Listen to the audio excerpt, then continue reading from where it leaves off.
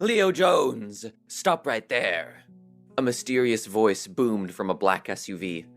Leo stopped in his tracks. He was about to leave the clinic, where a famous young surgeon, Dr. Hugh, had just helped him prepare soup for Audrey. Leo had to get Audrey to pick her up from college and give her the soup that would, hopefully, make her feel better. But there was yet another obstacle stopping Leo from Audrey. A man stepped out of the SUV. He was older and had graying hair, but had the confidence of a very powerful and successful man. "That's my boss, Medical Director Dr. Thomas," Dr. Hugh whispered to Leo. Dr. Hugh, the young and egotistical surgeon that Leo had just helped, was trying to rush back into the clinic to avoid being seen by Dr. Thomas. "Where are you going in such a hurry, Leo?" Dr. Thomas asked as he stepped towards Leo. "How do you know me? I'm nobody," Leo said. Although Leo had confidence in himself as a healer, he was not used to being recognized by high-profile people.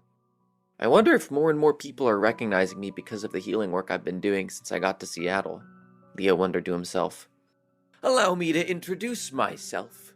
I'm Dr. Thomas, and I'm the medical director of this clinic, as well as many other hospitals throughout Seattle. Dr. Hugh is my protege," Dr. Thomas explained, gesturing to Dr. Hugh. Upon hearing his name, Dr. Hugh stopped in his tracks and turned around. "Great to see you, Dr. Thomas. I wasn't expecting to see you today." "I'll deal with you later, Dr. Hugh. I heard all about your mistakes from earlier today," Dr. Thomas said, dismissing Dr. Hugh. Dr. Hugh had failed to save a young boy that was in critical condition. If Leo hadn't been around to heal the young boy, Dr. Hugh's reputation would have been completely destroyed. "I've heard about you, Leo Jones, and your healing powers. Word has been spreading fast. I'd like to take you to lunch and discuss employment opportunities. I have many well-paying jobs at this clinic and my hospital," Dr. Thomas offered. "Thank you, but I must be going. I have a friend that needs my help," Leo explained. "I'm not used to being turned down." You must be someone really special, Leo. At least take my card." "I am serious about that job offer," Dr. Thomas insisted, as he handed Leo his business card. "I appreciate it, Dr. Thomas. Thank you for your help, too, Dr. Hugh," he said as he hastily walked away. Leo rushed through the streets of Seattle until he made it back to Audrey's college campus. "I've been caught up in so many things since I dropped Audrey off at school. I hope her class hasn't ended yet," Leo thought as he looked around the campus for Audrey. Leo's timing was perfect, because he saw Audrey leaving her class. His heart skipped a beat as she waved at him and smiled. "Audrey really is beautiful," Leo thought to himself. Audrey was the daughter of Gran, and the two of them had saved Leo when he'd been attacked by the Blademen, a notorious gang, the night before. "Hi, Leo. Thank you for picking me up from school." "What is that?" she asked, pointing to the bag Leo was holding. "I have your favorite soup," Leo exclaimed. "What? That's impossible. There isn't a restaurant in Seattle that makes this." Audrey hesitated. "I made it myself. Well, a friend helped me. I got the ingredients and everything. He helped me cook. I'm not much of a cook," Leo shrugged. Audrey was touched and gave Leo a hug. "Thank you, Leo. I feel better just seeing it. I'm sure eating this soup will make me feel even better. You're the best." "I'm so glad you're happy, Audrey. It's the least I can do for you. After all, you and Gran basically saved my life," Leo said. Audrey blushed slightly. It was nothing. It was the least we could do. Audrey bit her bottom lip and continued.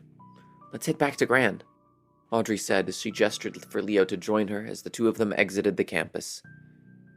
But just as they were about to leave, several hulking men appeared and blocked the exit to the street. "I told you I'd see you again," one of the men growled. It was Brad Whitley, the cocky water polo player that had threatened Leo earlier in the day when he dropped Audrey off at school. Leo had intimidated Brad with his magical needles, but it seemed like it wasn't enough to dissuade Brad from confronting him again. "Let's see how a freak like you does now that I have my friends with me. I brought the rest of the water polo team, and there are people from my frat on their way too," Brad said, gesturing to the men surrounding him. Just ignore them. Let's just try to get out of here. He's just trying to scare us, Audrey whispered to Leo as they both averted their eyes. I told you to stay away from my girlfriend, Brad shouted as he stepped towards Leo. I know you aren't dating Audrey, so stop lying. She's not your girlfriend, Leo shouted. As Leo felt the anger rise within him, he felt his needles vibrate with energy. Audrey said that, did she? Why'd you lie, Audrey? Brad looked between Leo and Audrey. Audrey, what is he talking about? Leo looked with concern. I didn't lie. He's not my boyfriend. But to be honest, we did used to date. I'm sorry I didn't tell you the whole truth sooner. I dumped him because he's a huge jerk. It didn't mean anything, and I regret ever having gone out with him, Audrey explained. Brad and several of the water polo players began to form a circle around Leo and Audrey. Brad approached Leo and grabbed the bag of soup out of his hand and threw it onto the ground, spilling the contents. Oops.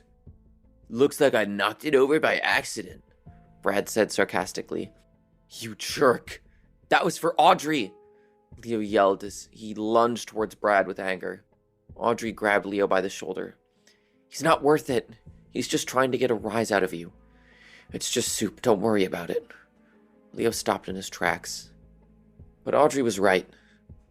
Brad was just trying to get a reaction from him, and unfortunately, it was working.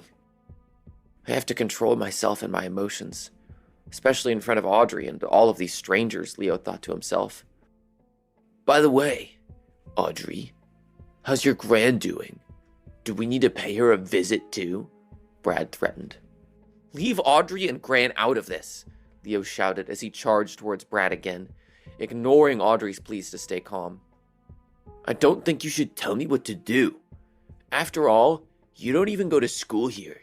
You're just some creepy kid who is showing up and harassing my girlfriend. Stop calling her your girlfriend. I'm warning you, watch what you say or else you'll regret it. We're leaving right now, Leo shouted. I don't think you should run your mouth like that. I think you need to apologize for calling me a jerk earlier. If you apologize and leave Audrey with me, I'll let you live, Brad whispered.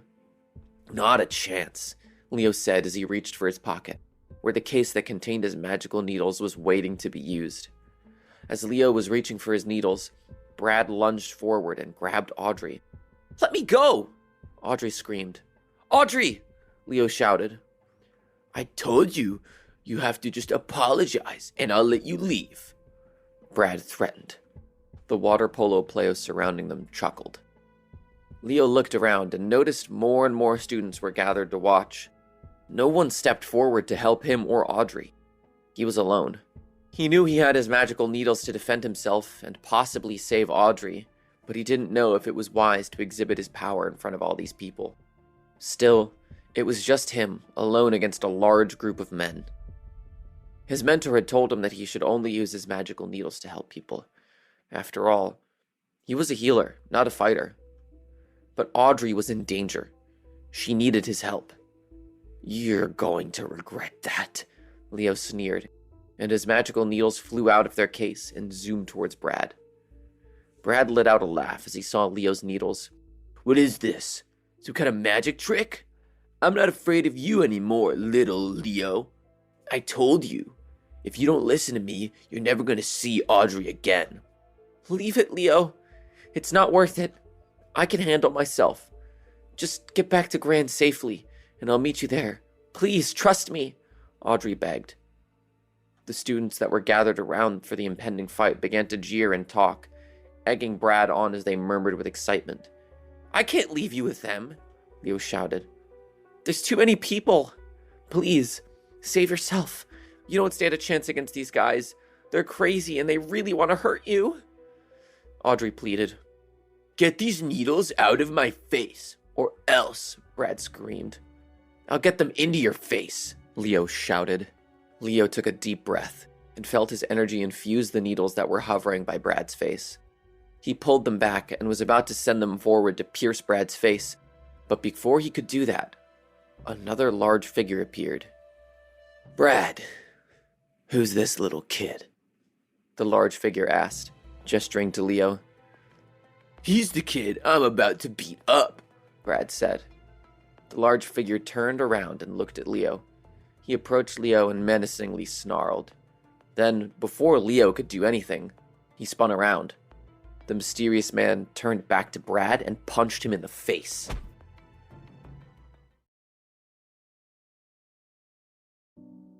Leo, stunned, stood back. He looked at Brad, who was holding his face because he had just been punched in the face by a mysterious man. Audrey took advantage of the fact that Brad was distracted and ran to Leo. "Are you okay?" Leo asked Audrey. Leo had been picking up Audrey from her college class when Brad, the mean captain of the water polo team, had started threatening them. "I'm fine," Audrey smiled, running over to Leo. There was still a crowd of students, and they were gathered watching the scene. The other members of the water polo team ran to Brad and checked on him. Brad angrily pushed his teammates away and started towards the mysterious man. "Leave me alone! Who the heck just punched me? You're gonna regret it," Brad sneered as he looked around frantically for the culprit. "I wouldn't do that if I were you," the mysterious man said. "Why are you protecting this loser? He doesn't even go here," Brad shouted as he started to make his way back to Leo. Leo, sensing that Brad was not going to give up so easily, prepared himself for a fight and repositioned his magic needles, which had scattered once Brad had been punched. Brad started rushing towards him and pulled his fist back, ready to attack Leo. Suddenly, the mysterious man reappeared and slammed Brad down to the ground, knocking him out cold. Leo's magic needles zoomed back to his hand, and Leo placed them in their leather pouch. "Oh my god! Is he okay?" one of Brad's teammates shouted. Leo ran to Brad and could sense his energy. "He's fine. He's just knocked out, but he'll be okay." Leo turned to look at the man. "Who are you? Why are you helping me?" The man turned to Leo and Audrey. "I'm sorry if I scared you, but I saw everyone teaming up on you and I had to do something. I was sent by Harley. My name is Frank, and I won't let anyone beat you up," Frank said. Leo stiffened at the mention of Harley's name. Harley was the leader of the Blade Men, the notorious gang that controlled the streets of Seattle through violence and other nefarious means. The Blade Men were also the same group of people that had beaten Leo up the other day. "Thank you very much. I don't know if I can repay you. I don't know what we would have done if you hadn't helped us," Leo said. "Well, you can join us. The offer still stands," Frank offered. Ever since the Blade Men learned about Leo's powers, they were trying to persuade him to join them. "I'm sorry, I still can't join your organization," Leo said. He could never join a group that was based on violence and hurting others. Leo was a healer. "We'll see about that. Just know that we respect you and are looking out for you," Frank said. Leo was shocked. Although the Blade Men had caused Leo a lot of trouble, it's true that they also helped him out. Justin, another member of the Blade Men, had assisted him, Rand, and Audrey just the other night. Frank turned to the rest of the water polo team and other college students who were still watching the scene. "If anyone tries to lay a hand on either of these two, they'll have to answer to the Blade Men," Frank shouted. With that, the majority of the onlookers dispersed quickly, hurriedly scurrying away so as not to catch the attention of the dangerous organization. "We should really get going," Audrey said as she tugged Leo's arm. "Thanks again," Leo said to Frank as he started to walk away with Audrey. As he was leaving, he heard a groan. Leo turned to look and saw Brad clutching his head in agony. "1 second," Leo said as he started back towards Brad. As Leo approached Brad, Brad tensed. "Get away from me, freak! I'm not gonna beat you up, okay?" Leo ignored Brad and knelt next to him. He closed his eyes and took a deep breath. He removed the magical needles from his pocket, and healing energy surged through them, making them glow. "What are you doing to me?" Brad worried as he tried to back away. Leo, still ignoring Brad, allowed the needles to fly to Brad. "Just relax, I'm trying to help you." Brad was still struggling, but as the needles approached him, he stilled in fear. Using his powers, Leo allowed the needles to heal Brad. Leo felt the healing energy flow into Brad. After a few moments, he collected the needles. He felt weak, just as he always did after healing. Brad sat still, shocked. Thank you. I feel like nothing happened.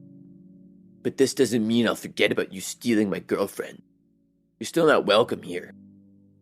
Leo gave Brad half a smile, then stood up and went to Audrey. Why did you help him? He was awful to you. He was trying to kill you, Audrey demanded. Leo smiled at Audrey. It was his duty to be a healer and help those in pain, even if they were people that wanted to cause him pain. He couldn't explain it to Audrey. Not yet, at least. Let's get back to Gran. She'll be worried about us, Leo said, as he noticed it was starting to get dark. A few moments later, Leo and Audrey arrived at Gran's home. Where have you been? I almost called the police, Gran shouted, as she rushed out of the house and greeted Leo and Audrey. Just had to stay a little late after class, Audrey smiled and looked to Leo, who nodded, understanding that they were not going to share every detail of the day with Gran, so as not to worry her. As Leo walked inside Gran and Audrey's cozy home, he was stunned by the incredible smell. He looked at the table in their modest dining room, and it was filled with a feast. His mouth started to water. He realized he hadn't eaten anything all day, and his hunger added to the weakness he felt from healing Brad earlier. Oh, Gran, this is incredible, thank you, Audrey smiled, hugging Gran. It's the least I could do. I wanted to thank you, Leo, for helping us out this morning, Gran nodded. It was true that Leo had helped Audrey and Gran earlier in the morning, when their evil former landlord, Mr. Stinger, had come by to threaten them. Thank you so much. This looks delicious, Leo said. Well, what are we waiting for? Let's eat. Gran smiled as the three of them sat down. Leo took in the scene and felt himself get emotional. He really felt like he was part of their family. He didn't know the last time he had sat down to a homemade feast with people he really cared about. He ate the delicious food that Gran had prepared. He had never tasted anything so fantastic in his entire life. Gran, this is incredible, but I'm worried. Can we afford this? Audrey whispered to Gran. Of course. I worked extra hard today. I sold some goods as well, Gran explained. Leo was shocked. Gran was too old to be working so hard. He couldn't believe she had the energy to cook this enormous feast and also sell her wares. He had an idea. This is the best meal I've had in my life. I feel so fortunate to share it with both of you. Thank you. I'd also like to thank you for your hospitality over these past few days.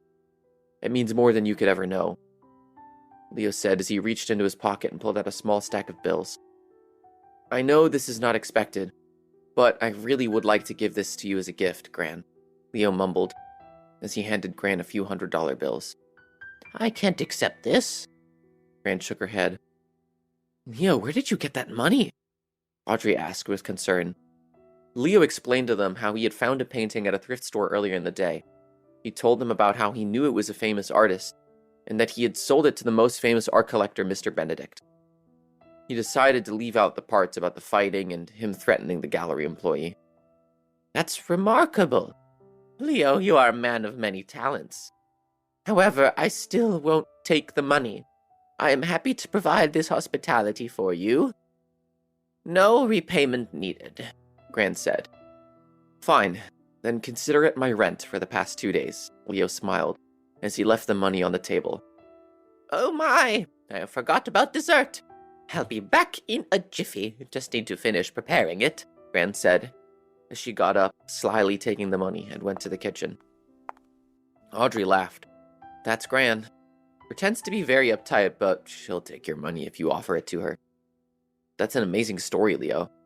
Thank you for giving Gran that money. It means a lot, even if she will never admit it. Audrey continued. I think that was a really clever story about how you sold the painting. I'd love to go thrift shopping with you sometime. That sounds like a lot of fun. Plus, you have a great eye. Leo blushed. I'd love to take you. Anytime you want to go. I can buy you anything you want. It's not about the money, Leo. I just want to spend time with you. Audrey smiled. Leo blushed. He looked at Audrey and took in how beautiful she looked. He was so lucky that he met her, and that she and Gran had accepted him with open arms. "I really want to spend time with you too, Audrey," Leo replied. They stared at each other, and Audrey closed her eyes. Leo smiled and leaned in to kiss Audrey.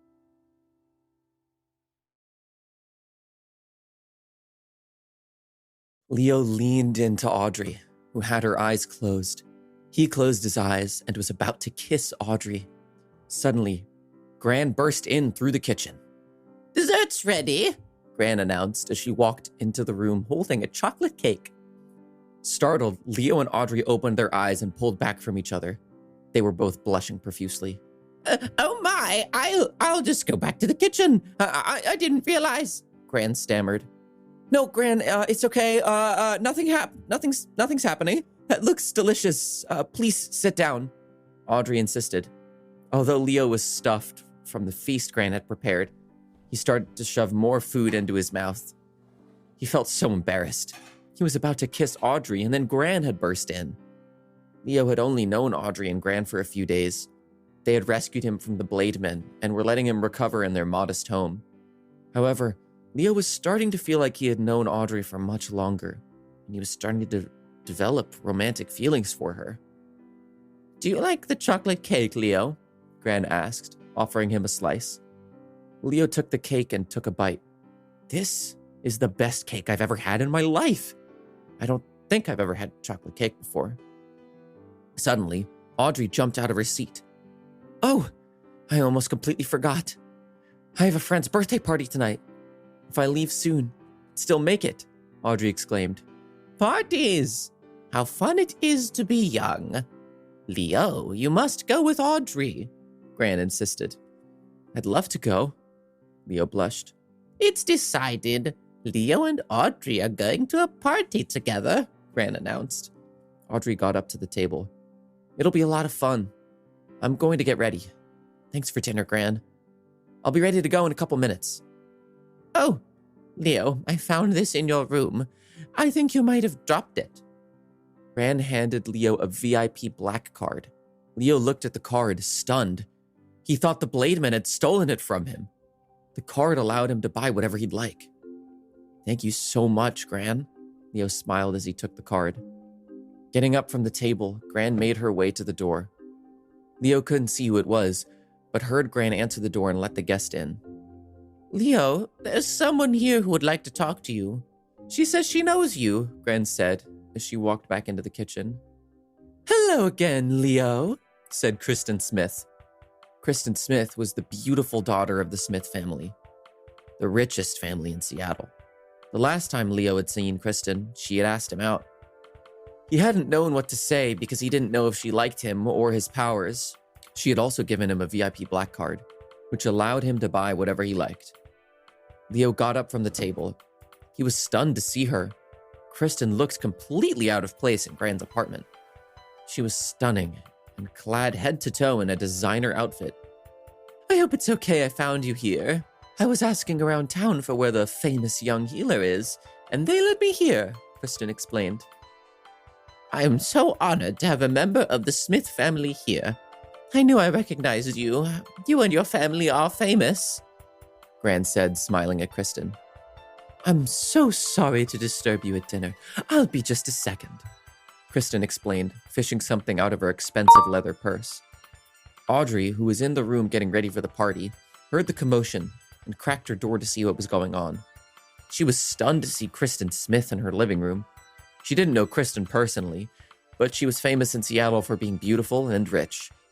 Audrey saw the way Leo was looking at Kristen, and she felt a knot of jealousy in her stomach. She closed the door hastily, hoping no one had noticed. Back in the living room, Leo was worried. "Is this about your grandfather? Is he okay? I'm happy to help him again if he's in need." "It is about my grandfather, but it's good news, actually. He's been in incredible spirits since you cured him, and I've never seen him like that. He's in such a good place, actually, that he's having an 80th birthday party, and we'd love for you to come," Kristen explained, handing an envelope to Leo.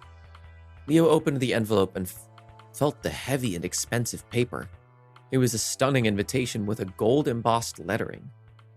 "I'd be honored to come, thank you," Leo said. Fantastic. And then feel free to invite a friend or girlfriend or whatever, Kristen said, blushing. Anyway, that's it. I should be going. Oh, wait. One more thing, Kristen continued, fishing a small box out of her purse. This is a thank you gift for helping my grandfather the other day. He'd like you to wear him to his birthday, if it's not too much to ask. Anyway, I have to leave. My driver is waiting for me outside. I'll see myself out, Kristen said as she rushed out of the door. What a whirlwind, Gran said, looking out the window as Kristen got into a black SUV. Leo opened the box, and inside were a pair of very expensive-looking cufflinks. Audrey re-entered the living room, dressed up and ready to go to the party. How do you know Kristen Smith? Audrey asked. Oh, she's just a friend. She invited me to her grandpa's 80th birthday party. Actually, do you want to come? I get to invite someone, Leo explained. I'd love to, but are you sure you won't be bothered that I'm there? Audrey asked. Of course not. I'd love for you to go with me. Leo smiled.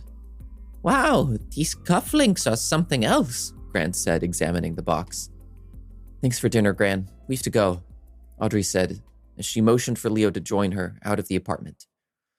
Audrey and Leo walked through the streets of Seattle. It had rained during dinner, and they walked and laughed as they avoided puddles. Leo looked at Audrey and admired how beautiful she looked all dressed up. I think the bar where my friend is having her party is right down here, Audrey said, pointing across the street. Just as they were about to enter the bar where Audrey's friend was having her party, a car drove through a puddle and drenched both Leo and Audrey with dirty street water. Oh no, my dress is ruined. And you look ridiculous. Audrey laughed, looking at Leo, who was completely soaked. Leo laughed as he looked down at himself. Their outfits were completely trashed. There, Leo said, pointing to a store. It was the only store on the street that was still open. Oh no, that place is way too expensive. We can just head back to Gran's. But if we go to Gran's, we'll probably miss the party. But I don't want to show up looking like this. Oh no, what am I going to do? Audrey worried.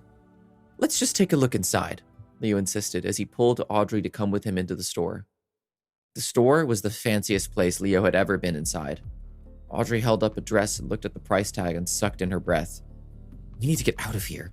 This stuff is way too expensive. Leo took the dress from her. Do you like this? Well, yes. It's the most beautiful dress I've ever seen, and it's also my size. But I can't let you buy that for me. It's almost $5,000. That's ridiculous, Audrey insisted. Leo smiled, picked up a shirt that looked to be about his size, and walked towards the cashier. It's on me, he insisted to Audrey. But just as Leo was headed to the cashier, he heard his name. Leo Jones? What are you doing here? Dr. Kim walked up to Leo. Dr. Kim was the rude man from the Seattle Medical Center that Leo had helped out a few days ago. Dr. Kim had given Leo a check for $100,000 and also made a promise to be more compassionate to his patients after Leo had saved one of his patients. Sadly, the Blademen had stolen the check when they beat Leo up. You know everyone, Audrey said to Leo as Dr. Kim approached them. Hi, Dr. Kim. I'm just here with my friend Audrey. We're getting a couple things and then we'll be on our way. I hope you're holding up your end of the bargain and being compassionate to your patients, Leo said as they started walking toward the cashier. Dr. Kim laughed. He was being more compassionate to his patients, but he had no compassion for Leo. In fact, Leo was getting on his nerves. There's no way you can afford that. Do you see the price tag? You two are covered in mud. And do you think you can walk in here and buy nice stuff? Give me a break, Kim scoffed. Leo pulled out his VIP black card, which the Smith family had given him as a token of appreciation. I'd like to pay for all of this, please,